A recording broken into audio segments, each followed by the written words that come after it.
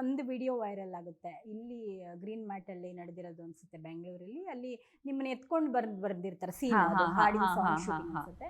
ಅವಾಗ ಬೆನ್ನು ನೋವಿಂದ ಹೌದು ಇಳ್ಕೊಂಡ್ಬಿಡ್ತಾರೆ, ಹೌದು ನಿಮ್ಮನ್ನ ಇಳಿಸ್ತಾರೆ ಹೌದು ಅಲ್ವಾ? ಹೌದು ಹೌದು ಅದು ಹೌದು. ಹಿಂಗೆ ಏನಾಯ್ತು ಸೀನಲ್ಲಿ? ಓಕೆ, ಸೊ ಆ ಸೀನ್ ಹೆಂಗಿತ್ತು ಅಂದರೆ, ಆ ಸಿನಿಮಾಗೆ ತುಂಬ ಇಂಪಾರ್ಟೆಂಟ್ ಸಿಚುವೇಶನ್, ತುಂಬ ಇಂಪಾರ್ಟೆಂಟ್ ಸನ್ನಿವೇಶ ಅದು. ಅದನ್ನು ಸೊ ಎಲ್ರಿಗೂ ಸರ್ ಹೆಲ್ತ್ ಮೇಲೆ ನಮಗೆ ಕಾನ್ಷಿಯಸ್ ಇರೋದ್ರಿಂದ ನಾವೆಲ್ಲರೂ ಬೇಡ ಅಂದರೆ, not me but director sir ಅವರೆಲ್ಲರೂ ಬೇಡ ಬೇಡ ಬೇಡ ಅಂತಲೇ ಹೇಳ್ತಾ ಇದ್ರು. ಬೇಡಪ್ಪ ಅಂದರೆ ಅಪ್ಪಿ ಅಂತ ಕರೀತಾರೆ ತುಂಬ ಪ್ರೀತಿಯಿಂದ ಅವ್ರನ್ನ.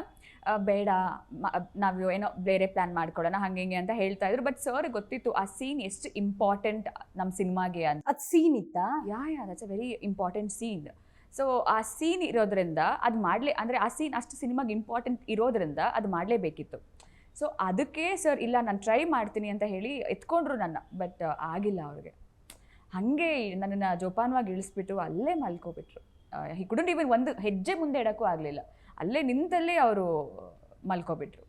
ಸೊ ಅದನ್ನೆಲ್ಲ ನಾವಲ್ಲಿ ನಿಂತ್ಕೊಂಡು ನೋಡ್ಬೇಕಾದ್ರೆ ನಾವು ಅಲ್ಲೇ ಇದ್ದೋರಲ್ವ, ನಮಗೆ ಅವ್ರ ನೋವು, ಅವ್ರ ನಲ್ಲಾಟ ಅದನ್ನು ನೋಡ್ತಿದ್ದಾಗ ತುಂಬ ಹಿಂಸೆ ಆಗ್ತಾಯಿತ್ತು ನಮಗೂ. It's very hard to watch him in that situation.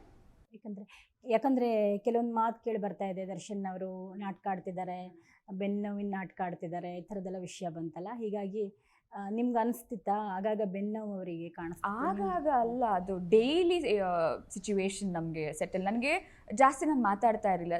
Scenes ಇದ್ದರೆ ನಾವು ಡಿಸ್ಕಸ್ ಮಾಡ್ತಾ ಇದ್ವಿ, ಬಿಟ್ಟರೆ ಅಷ್ಟು ನಾವು ಮಾತಾಡ್ತಾ ಇರಲಿಲ್ಲ.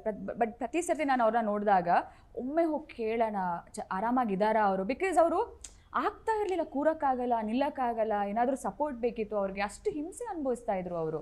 ಸೊ ಒಂದಿನ 2 ದಿನ ಮಾಡ್ಬೋದು ಮ್ಯಾಮ್ ನಮಗೆ ಯಾರಿಗೂ, ಬಟ್ ನಾಟ್ ಎಂಟೈರ್. ಅಷ್ಟು ಸಿನಿಮಾ ಸ್ಟಾರ್ಟಿಂಗಿಂದ ಮುಗಿಯೋ ತನಕ 100 ಜನ ಇರ್ತೀವಿ ನಾವು.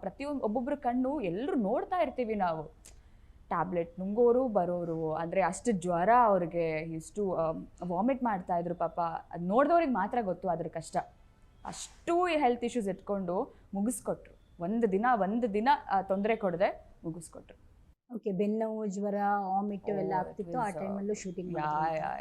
ಒಂದು ದಿನ ಬ್ರೇಕ್ ತಗೊಂಡಿಲ್ಲ ಅವರು. ಮಾಡ್ತೀನಿ ನಾನು ಅಂತ. ಅಂದರೆ ಅದೇ ವಿಜಯಲಕ್ಷ್ಮಿ ಅವರು ಥ್ರೂ ಔಟ್ ಅವರು ಇದು ಇನ್ಸಿಡೆಂಟ್ ಆದಮೇಲೆ ಜೊತೆಗೆ ಇದ್ರ ಸೆಟ್ಟಲ್ಲಿ? ಇಲ್ಲ, ನಾವು ದೂರ ಟ್ರಾವೆಲ್ ಮಾಡ್ತಾ ಇದ್ವಿ. ಅಂದರೆ ವಿನೀಶ್ ಅವ್ರು ಮತ್ತೆ ಅಕ್ಕ ಬರ್ತಾ ಇದ್ರು. ಅಂದರೆ ನೋಡ್ಕೊಳ್ಳೋಕ್ಕೆ ಈ ಥರ?